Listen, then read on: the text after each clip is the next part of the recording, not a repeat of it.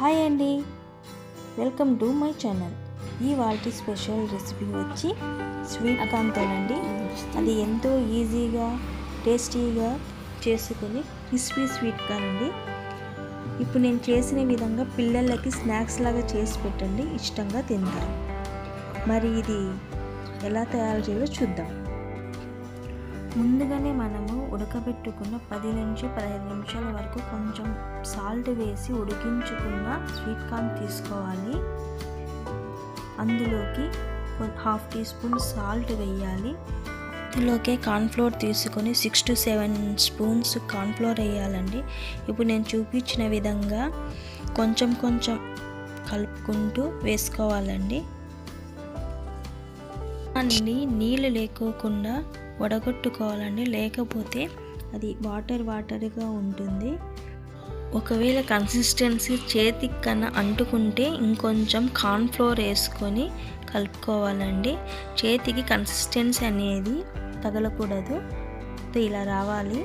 ఇప్పుడు ఒక కడాయి పెట్టుకొని అందులోకి ఆయిల్ వేయాలండి.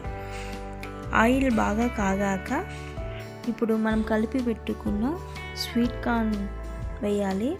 కొంచెం జాగ్రత్తగా వేయాలండి, లేకపోతే ఇవి స్వీట్ కార్న్ పగులుతాయి. ముఖానికి కొంచెము దూరంగా ఉండి వేయండి. ఇట్లా క్రిస్పీగా వేపుకోవాలండి. అవి ఒకదానికొకటి అంటుకోకుండా వేసుకోవాలి. ఇప్పుడు వేపుకున్న వాటిల్ని పక్కకు తీసి వేరే బాణీలోకి వేయాలి. ఇప్పుడు అదే కడాయిలో 2 చిల్లీస్, కర్రీ లీవ్స్ వేసి ఫ్రై చేసుకోవాలండి.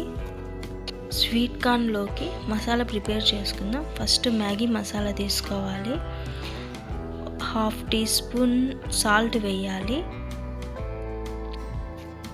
1/2 టీ స్పూన్ మిర్చి powder, 1/2 teaspoon chaat masala వేయాలండి. చాలా టేస్ట్గా ఉంటుంది. వీటినన్నిటిని కలిపి పక్కకు పెట్టుకోవాలి. పక్కకు పెట్టుకున్న తర్వాత ఒక కడాయి తీసుకొని అందులోకి స్వీట్ కార్న్, మనం వేపి పెట్టుకున్న స్వీట్ కార్న్ వేయాలండి. స్వీట్ కార్న్ అంతా వేసేసినాక అందులోకి మనం కలిపి పెట్టుకున్న మసాలాలంతా వేసేసేయాలి. వేసిన తర్వాత మనం లాస్ట్లో కర్రీ లీవ్స్ వేపి పెట్టుకున్నాం కదా, అవి కూడా వేసేసి 5 మినిట్స్ వేపుకోవాలండి. అంతేనండి, చాలా ఈజీగా ప్రిపేర్ చేసుకోవచ్చు. ఈ రెసిపీ నచ్చినట్లయితే లైక్ చేసి, షేర్ చేసి, సబ్స్క్రైబ్ చేసుకోండి. Thank you.